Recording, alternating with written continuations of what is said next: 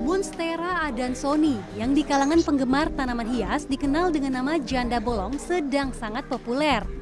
Mencari sebuah batu gambar atau motif dalam sebuah lempeng batu kadang membutuhkan waktu yang tidak sebentar, apalagi bagi pemula atau orang yang baru menyukai batu gambar. Bahkan, terkadang suasana Fenomena Citayam Fashion Week nampaknya masih menjadi perbincangan hangat di media sosial.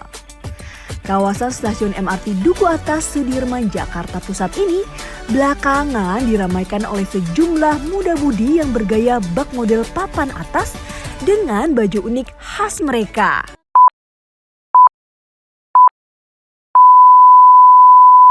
Halo semuanya, selamat datang di Income Channel. Perkenalkan, nama saya Selvi. Di episode kali ini saya akan menjelaskan tentang produk life cycle.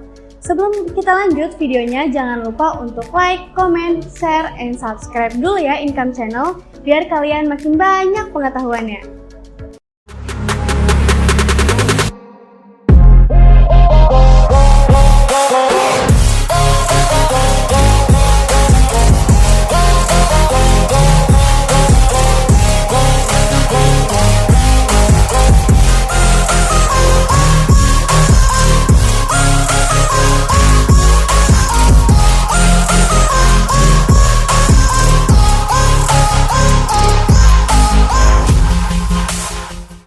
Kita pasti sering melihat suatu produk yang awalnya menjadi suatu tren bahkan gaya hidup. Namun, lama-lama menjadi hilang tren tersebut. Lama tidaknya suatu produk dapat bertahan di pasar tergantung pada selera konsumen yang membutuhkan produk tersebut. Pada kenyataannya, selera konsumen akan selalu berubah, yakni tidak selamanya konsumen menyukai suatu produk secara terus-menerus. Konsumen akan merasa jenuh dengan produk yang sudah ada dan akan mencari produk yang lain yang dapat memuaskan keinginan dan juga kebutuhan mereka. Pada kali ini kami akan membahas mengenai lifestyle, mode, fad terhadap aplikasi produk life cycle.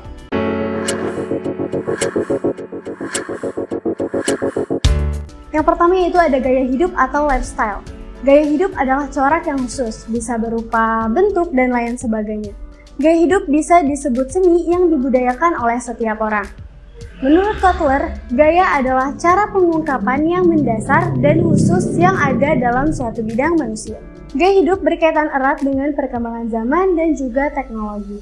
Gaya hidup menjadi upaya untuk membuat diri menjadi eksis dengan cara tertentu dan berbeda dari kelompok lain.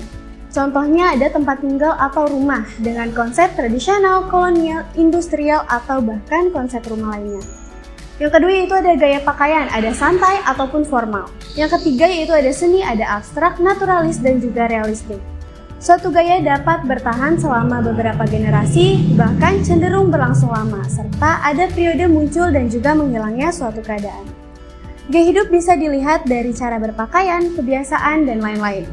Gaya hidup bisa dinilai relatif tergantung penilaian dari orang lain. Gaya hidup juga bisa dijadikan contoh dan juga bisa dijadikan hal tabu. Sebagai contoh dapat diamati bahwa bukan hanya konsumen perempuan saja yang suka memperhatikan style. Namun, ternyata konsumen laki-laki juga sudah mulai memperhatikan style mereka. Laki-laki saat ini juga sudah mulai memperhatikan bagaimana cara merawat muka dan memberikan waktu luang untuk melakukan penataan rambut ataupun merawat kulit. Gaya hidup ini dikenal sebagai gaya hidup pria metroseksual. Mengapa dikatakan gaya hidup metroseksual? Karena awalnya tren ini hanya dipicu oleh para artis, model, kalangan olahragawan, eksekutif muda, pengacara, bahkan diplomat yang berada di kota-kota besar. Pada umumnya, konsumen laki-laki yang memiliki gaya hidup metroseksual ini adalah mereka yang memiliki pendapatan di atas rata-rata dan royal terhadap berbelanja. Hal ini membuka peluang usaha bagi wirausahaan di bidang fashion, skincare, kosmetik, dan juga layanan perawatan untuk mengembangkan target pasar.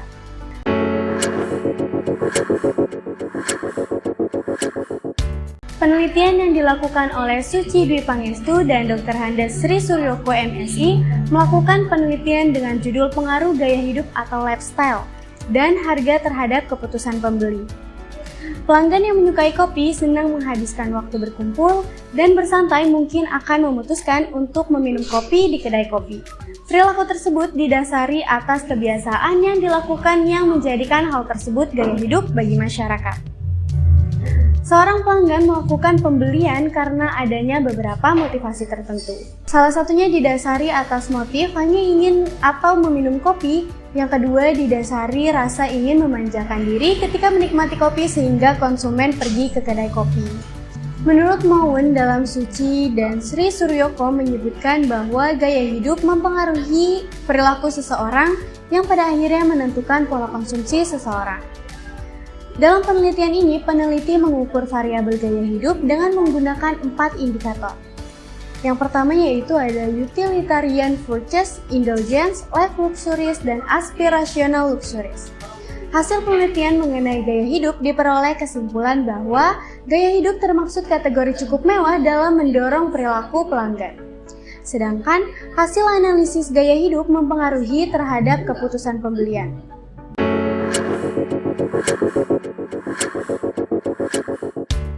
Yang kedua yaitu ada mode atau fashion life cycle. Mode adalah gaya yang diterima saat ini atau yang sedang populer. Dengan kata lain, mode merupakan bentuk atau gaya terbaru yang digemari masyarakat pada suatu kurun waktu tertentu. Contoh mode, yang pertama yaitu ada potongan rambut atau tata pakaian dan lain sebagainya. Panjangnya siklus hidup suatu mode pada umumnya tergantung dari kemampuan mode tersebut memenuhi kebutuhan suatu masyarakat. Mode atau fashion life cycle memiliki 4 tahap, yaitu ada tahap unik, tahap peniruan, tahap mode massal, dan juga tahap penurunan. Yang pertama yaitu ada tahap unik. Pada tahap ini, beberapa konsumen melihat hal baru yang dapat mereka terapkan agar penampilan mereka tampak berbeda dengan konsumen lainnya. Mungkin saja produk yang mereka gunakan merupakan produk spesial yang diproduksi dalam jumlah yang terbatas. Yang kedua yaitu ada tahap peniruan. Pada tahap peniruan ini, konsumen lain mulai tertarik untuk mengikuti atau menyamai kelompok pelopor mode tadi. Akibatnya, mulai banyak orang yang mengikuti suatu tren dengan gaya berpenampilan tertentu. Yang ketiga yaitu ada tahap mode massal. Pada tahap ini, mode telah menjadi sangat populer. Produsen mulai memproduksi produk dalam jumlah banyak untuk memenuhi tingginya permintaan calon konsumen. Contohnya, sekarang ini sedang viral dan menaiknya peminat pembeli skincare. Maka dari itu, banyak produsen yang memproduksinya dikarenakan banyaknya peminat dari produk tersebut. Yang terakhir yaitu ada tahap penurunan. Tahap terakhir merupakan tahap penurunan atau pemunduran. Pada tahap ini, konsumen mulai bosan dengan mode yang ada dan beralih ke mode lain yang lebih menarik perhatian mereka.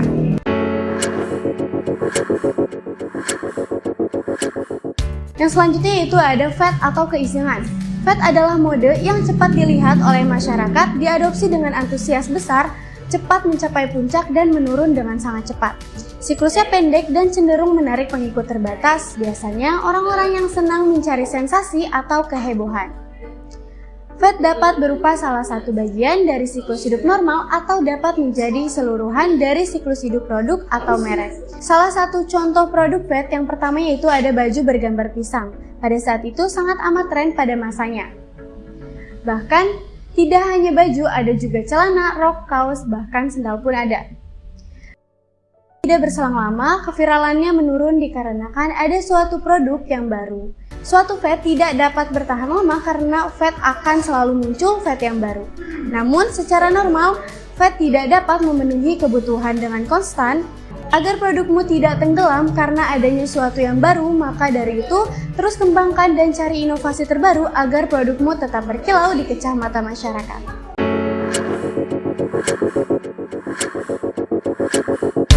Yang terakhir yaitu ada tren. Tren adalah arah atau urutan kejadian yang mempunyai momentum dan durabilitas. Tren lebih mudah diperkirakan daripada fad. Tren mengungkapkan bentuk masa depan dan memberikan banyak peluang. Perusahaan sendiri dapat menciptakan strategi untuk menciptakan tren di masa yang akan datang. Beberapa pandangan dari sisi industri mengatakan bahwa tren merupakan suatu bentuk masa depan yang memiliki jangka waktu yang panjang.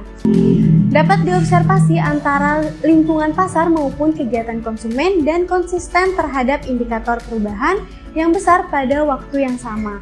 Contohnya tren. Pada suatu waktu ada tongsis atau tongkat eksis yang memudahkan semua orang untuk mengambil gambar dengan menggunakan smartphone. Karena seperti yang telah disebutkan di atas, produk ini mempunyai jangka waktu yang relatif panjang selama smartphone masih aktif dan mempengaruhi perusahaan untuk memperbarui. Maka masih bertahan juga posisi tren tongsis pengambilan gambar yang dibutuhkan oleh semua orang.